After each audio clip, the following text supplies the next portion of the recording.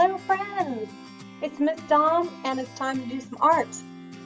Today we're going to be doing what I call breakout positive negative shapes. So what are positive and negative shapes? In your workbook you have a page that looks like this, and you can see there's just pictures of objects. And so the positive space in a work of art is the object. So in this case it would be the butterfly, in this case it would be the mug. The negative space is the space around the butterfly. So in this case you can see it makes a shape like this. If I were to color it in, that negative space, I'm doing it quickly so it's not a great coloring job, but you get the idea here. Okay, so here, that negative space, I'm starting to color it pink. Here, the positive space is, I started to color pink. So our activity today, we're going to sort of play around with the idea of positive and negative space. You're going to need one of those big papers that I gave you, and also one of those origami papers. The first thing we're going to do is we're going to turn the big paper into a square, and let me show you how that's done. What you're going to do to turn the big paper into a square is you're going to take it and fold it so that this top edge comes down and matches up with the bottom, and then you need to fold it right on this corner. Okay, so I'm going to match up this corner and match up these edges, and I'm making a triangle shape.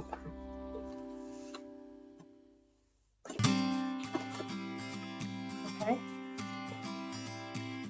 so that's what you need to begin.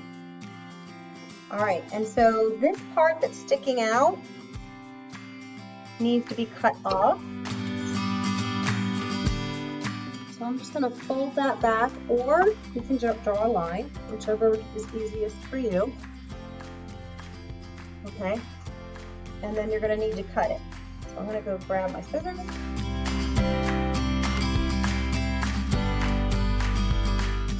And I'm going to cut on this fold. Again, you can draw a line if you prefer.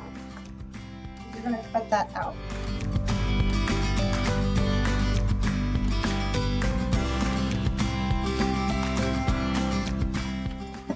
And then when you open it back up, you've got your square. Okay, and then you're going to need another piece of paper, and color doesn't really matter. I'm going to go with this color. And what you're going to draw is one or two shapes on each edge, touching the edge. So actually, I'm going to get my marker here so you can see a little better. Hopefully this shows up. All right, so I'm going to make a little shape that comes up here, comes back down, and I'll make another shape here. Okay, so I got two shapes there. Now this one takes up a lot of room here, so I'm going to start my shape here, and maybe one here. Okay, so I'm making sort of organic shapes. You can do geometric shapes like a triangle or a square,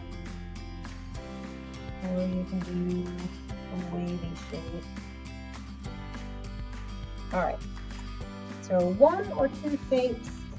A few things to think about. The shapes should not be touching each other.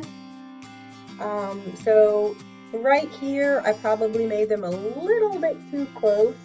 That's going to be tricky. But they should not be overlapping or touching each other, and you're just making them go all the way around. There shouldn't be a lot of space in the middle here. You want to have some, but then what you're going to do is you're going to put this paper right here in the middle of the square, and just, you can eyeball it, you don't have to measure, and I want you to trace around it, because that's going to be your sort of your guideline. Let's flip this over. Okay, I'm just going to trace around the shape.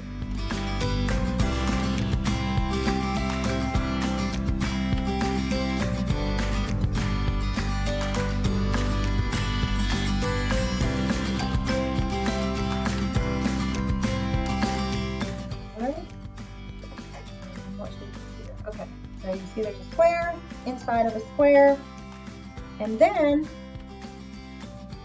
I'm going to start cutting those shapes out, and I'm just going to cut one at a time. Okay, so I'm going to grab my glue.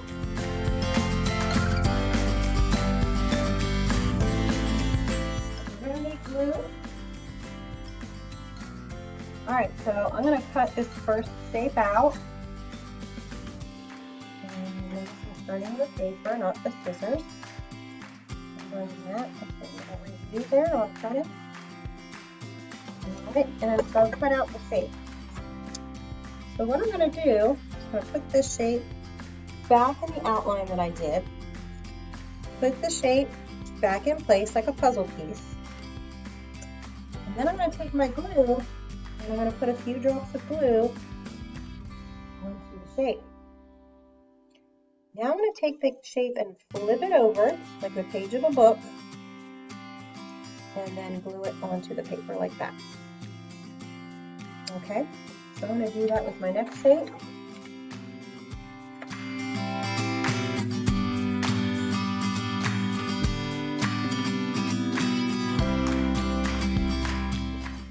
Okay, and again I'm putting this back inside that little square. Putting the shape that I cut out back in place, put a few drops of glue, and then I'm going to flip it. So I'm lining up the straight edge of my shape with that pencil line that I made. Okay, now I have another example that I got a little further with, so I'm going to go grab that one and show you how to finish.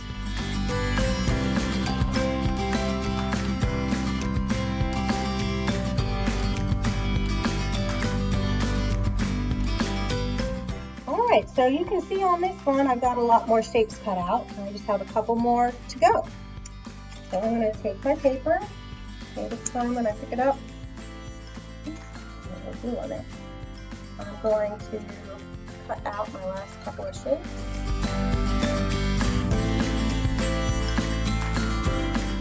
Alright.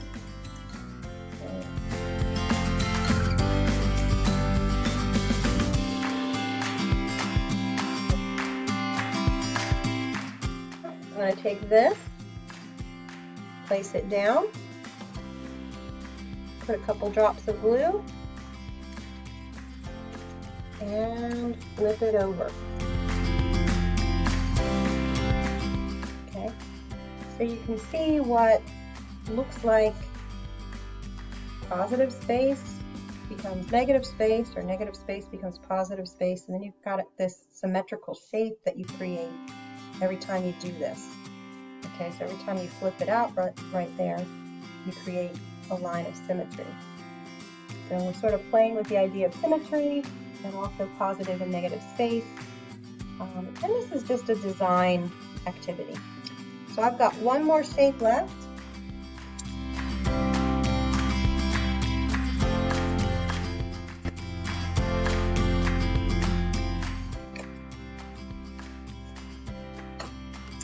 And I'm going to go ahead and place this again, like a puzzle. It's a small shape, so I need a couple drops of glue. With it, line it up with that line that I drew right here. Okay, so the edge is up. And finally, I need to flip over this center paper put a few drops of glue on it, so everything is in place. So I'm going to go ahead and put this down, match it up with those pencil marks.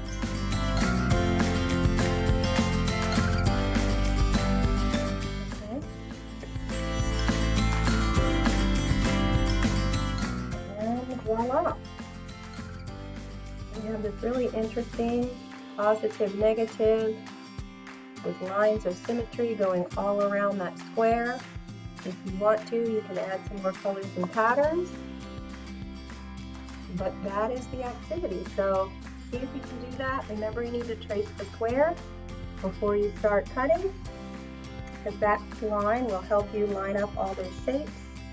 Remember to have the shape inside like a puzzle piece to put the glue on, and then flip it out so you're not getting it backwards, because that can get confusing.